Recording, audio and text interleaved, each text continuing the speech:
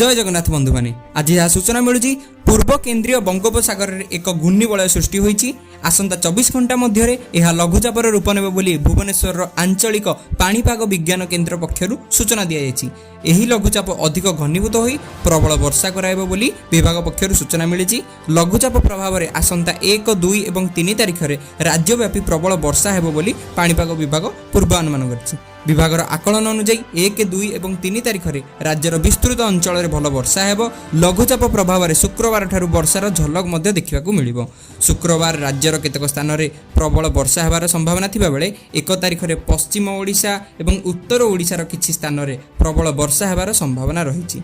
बलांगीर, संबलपुर, मयूरभंज, बरगढ़, झारसुगुड़ा, सुंदरगढ़ इत्यादि जिले में प्रबल अति प्रबल वर्षा हेबार संभावना देखा एही सबु जिल्ला रे केतेक स्थान रे 70 रु 200 मिमी पर्यंत वर्षा हेबो बोली सूचना मिली। गत बुधवार नवरंगपुर रे 58 मिमी वर्षा रेकर्ड होइतिबा बेले केत्राउडा रे 53.5 एवं डाबू गाँ रे 51 मिमी वर्षा रेकर्ड करा जायछि। वर्षा पई 13 जिल्ला को येलो वार्निंग मध्य जारी करा जायछि। से सबु जिल्ला हला मालकानगिर, नवरंगपुर, कोरापुट, कलाहांडी, अनुगुल, केन्द्रापड़ा, मयूरभंज, देवगढ़, रायगड़ा, नुआपड़ा, गजपति, कंधमाल एवं सुंदरगढ़।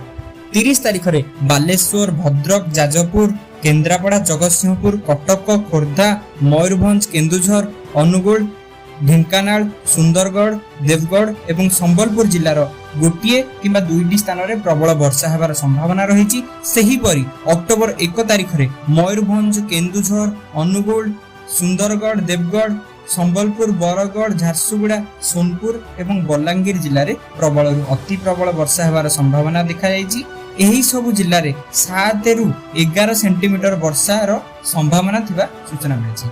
जदि आपण मानकु वीडियोटी भल लागि थाए तेले प्लीज ए वीडियोटी को लाइक कर दियंतु एवं एही भली न्यूज सहित अपडेटेड रहया पई हम चैनल को सब्सक्राइब करिया को भूलंतु नाही। तो शेष रे मैं एतिक बास कहबी जय जगन्नाथ।